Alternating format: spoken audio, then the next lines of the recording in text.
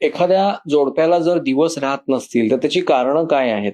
तर पुन्हा ब्रॉडली आपण याला दोन कॅटेगरीत डिफरन्शिएट करू शकतो. एक प्रायमरी इन्फर्टिलिटी आणि सेकंडरी इन्फर्टिलिटी.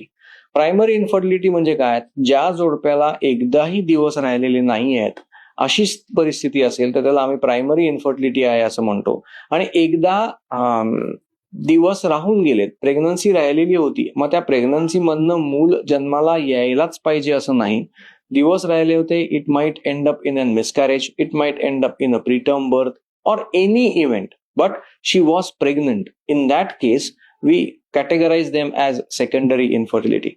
आता या दोघांमध्ये डिफरन्शिएट करणं आवश्यक आहे, कारण प्रत्येकाची कारणं वेगळी आहेत आणि त्यामुळे पहिल्यांदाच मी ही डिफरन्शिएट केली तर मी त्या पद्धतीनं त्यांच्या तपासण्या करायला सुरुवात करू शकतो आणि मग एक कारण जेव्हा आपल्या समोर येणार आहे मग त्या कारणावरती आपण जेव्हा ट्रीटमेंट देऊ त्यावेळेला ती इन्फर्टिलिटी जाऊन त्यांना प्रेग्नन्सी राहायला मदत होणार आहे.